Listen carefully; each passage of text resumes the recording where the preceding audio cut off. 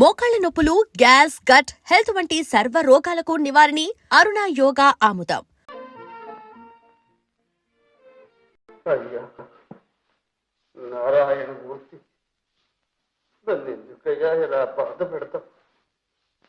ఎంత పాపిష్టి వాడినైనా ఇంత కఠినంగా దండిస్తే నీకు కూడా పాపం వస్తుందేమన్నయ్యా.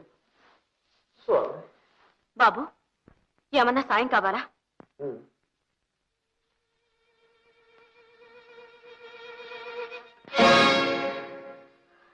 ఎవరు సాయం? దేవుడే దయలేక వదిలేసిన వాటి నువ్వేం చేస్తావు? బహుశా మనిషికి మనిషి చేత సాయం చేయించడానికి ఆయన ఊరుకున్నాడు.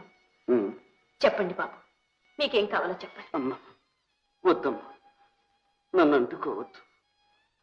తాకితే అడ్డుకుని కుష్టు వ్యాధి. జాలిపడి అయ్యో అన్నాను, అంతే చాలమ్మా. చివరి గడియల్లో చల్లని మాట విన్నాను. వెళ్ళిరామ్మ, వెళ్ళి. అదేమిటి బాబు, ఈ స్థితిలో మిమ్మల్ని వదిలి ఎలా వెళ్ళగలను? చీకటి కూడా పడింది. మీరెక్కడికి వెళ్ళాలో చెప్పండి. అయ్యో తల్లి, ఊరు పొమ్మంటోంది, కాడు రమ్మంటోంది. అందుకే ఇలా పోతున్నారు. ఎక్కడో ఇలా ఏడ్చి ఏడ్చి ఒక్కసారి కన్ను మూస్తారు. ఎందరో అనాథలు, అందులో నేను ఒకటి. నేను ఒకటిని అనుకోండి, ఆ విధంగానైనా నన్ను సాయపడిపండి. మీరెవరో ఎక్కడికి వెళ్ళాలో చెప్తే. నా పేరు సిరిపురం సుందర్రామయ్య. పేరు పెట్టిన వాళ్ళు చాలా చమత్కారంగా పెట్టారు. సిరిపురం సుందర్రామయ్య గారా? తరచు పత్రికల్లో చూసే పేరేనే. వాడేనమ్మా వీడు. ధర్మదాత, కళాపోషక వగైరా పాపిష్టి బిరుదులన్నీ దిక్కుమాలిన వాడి నెత్తినే ఉంది. ఏమిటి, మీరే వారా? భగవంతుడా, ఏమిటి విపరీతం!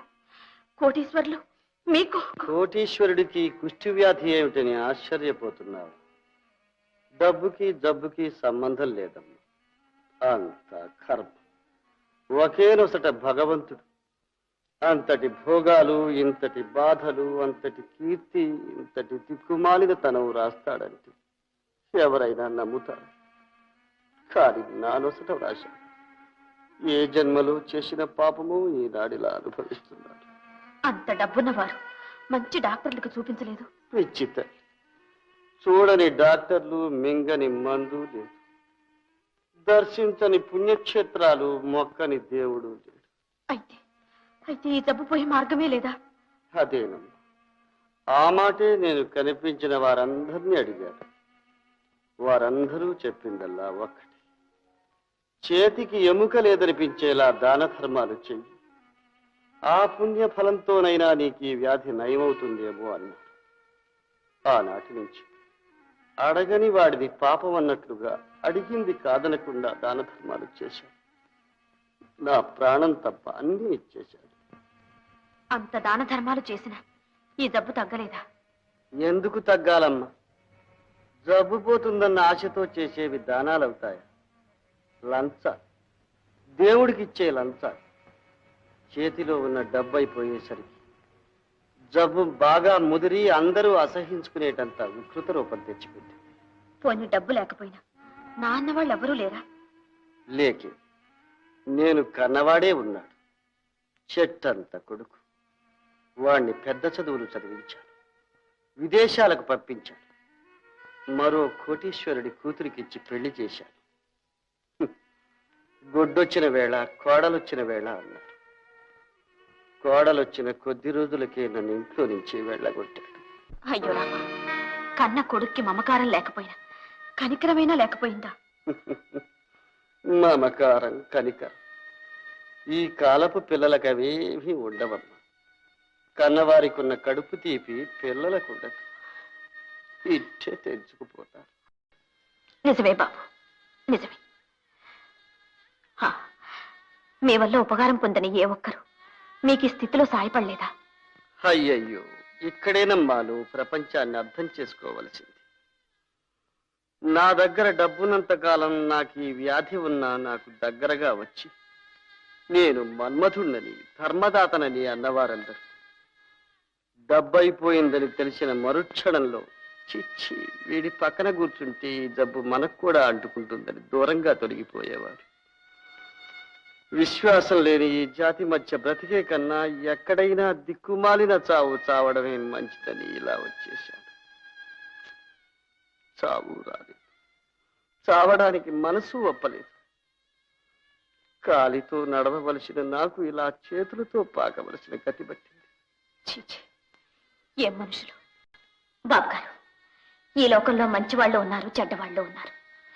నాతో రండి, ప్రపంచంలో మంచివాళ్ళని చూపిస్తాను. మిమ్మల్ని హాస్పిటల్లో చేర్పించి. ఎందుకమ్మా ఈ పాడు దేహానికి ఇంకా మరమ్మతులు ఎందుకు? అది అనవలసింది మనం కాదు బాబు గారు, భగవంతుడు. నాతో రండి, మిమ్మల్ని హాస్పిటల్లో చేర్పిస్తాను. అమ్మా వద్దమ్మా, పర్వాలేదు బాబు. నన్ను అంటుకో. రండి. అయ్యో అయ్యో అమ్మా, అయ్యో అమ్మా, అమ్మా, బాబు, బాబు, మీకు బాధ కలిగించానా? లేదమ్మా, లేదు. ఇది ఆనందం. నాలో ఉన్న బాధనంతా ఒక్కసారిగా తీసేసావు.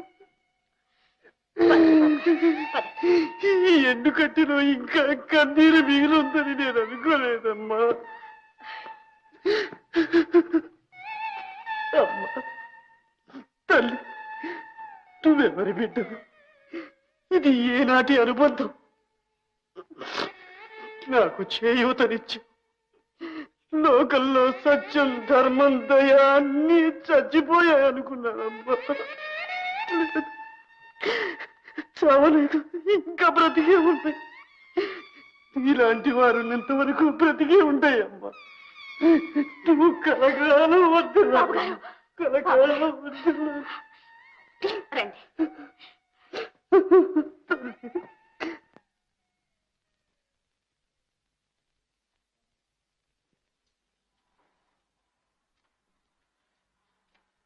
ఇలా కూర్చోండి బాబు గారు, ఇప్పుడే వస్తాను.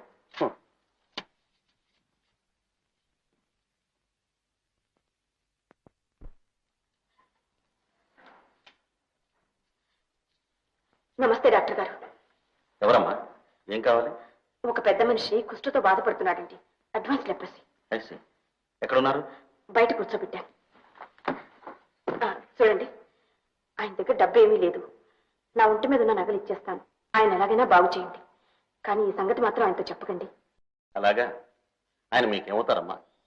సాటి మానవుడు అంతే. పాపం ఒకప్పుడు కోటీశ్వరుడట, సుందరామయ్య గారని. ఎవరు? కోటీశ్వరుడు సుందరరామయ్య గారు? ఒకవేళ సిరిపురం సుందరం? అదే, ఆ పేరు చెప్పారు. ఆయన మీకు తెలుసా? తెలుసా? ఆయన ఎక్కడున్నారమ్మా? బాబు గారు, బాబు గారు!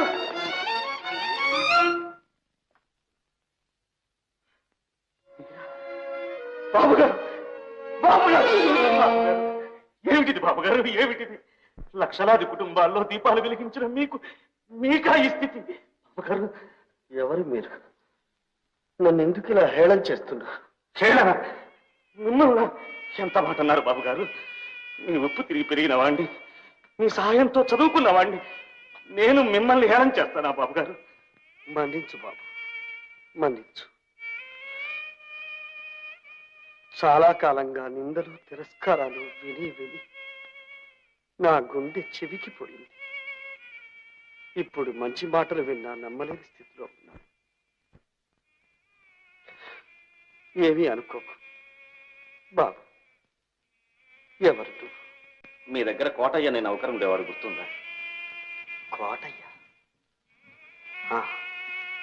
ఉండేవాడు బాబు, ఉండేవాడు. చాలా నమ్మకస్తుడు. నేనంటే ప్రాణం వాడికి. వాడే ఉంటే నన్ను ఇలా వదిలేసేవాడు. నాకు ఈ దుస్థితి వచ్చేది. అందుకనే వాడిని దేవుడు తీసుకుపోయాడు. నేను ఆ కోటయ్య కొడుకునే బాబు. ఏమిటి, నువ్వు మా కోటయ్య కొడుకు?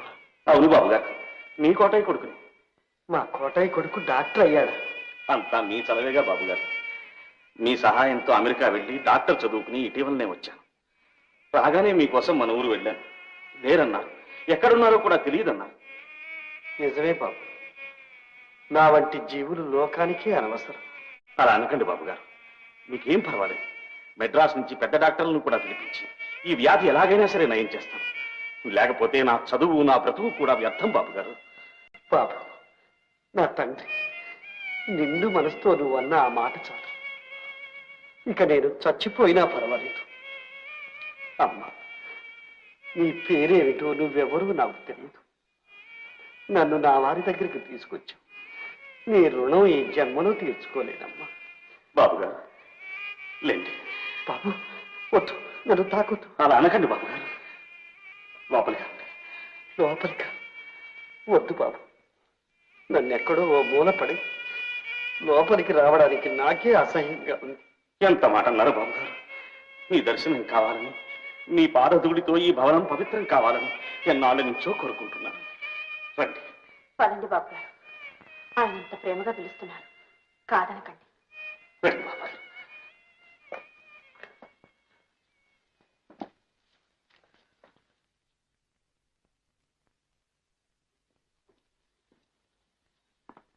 రండి బాబు గారు. అలా కూర్చోండి.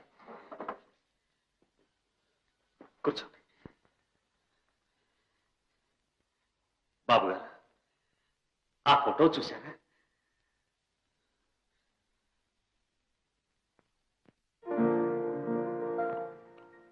నాకు చూపు సరిగ్గా ఆడడం లేదు బాబు. ఆ ఫోటో మీదే బాబు గారు. నాదా? అవును, మా పాలిటి ఇలా వేరు. ప్రతి ఉదయం మీ ఫోటోకి నమస్కరించిన తర్వాతనే ఏ పనైనా చూసుకుంటాను బాబు గారు.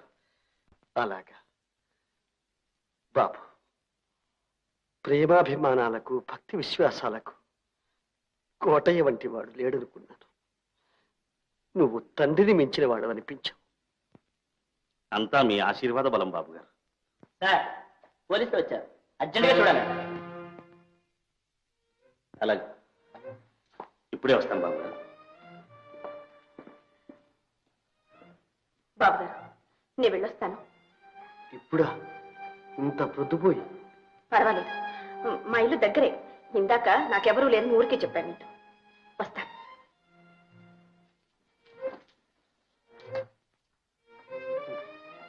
నా తల్లి, నిండు నూరేళ్లు సౌభాగ్యవతివై చల్లగా ఉండమ్మా.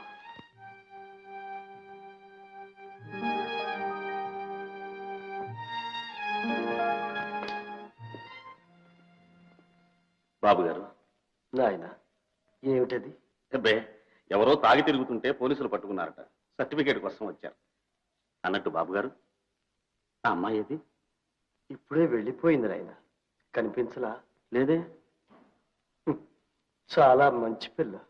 అవును బాబు గారు, ఈ లోకంలో అలాంటి వాళ్ళు చాలా అరుదుగా ఉంటారు. మిమ్మల్ని బయట కూర్చోబెట్టి ముందు నా దగ్గరకు వచ్చి ఏం చెప్పిందో తెలుసా? మీకోసం తన నగలన్నీ ఇచ్చేస్తానంది.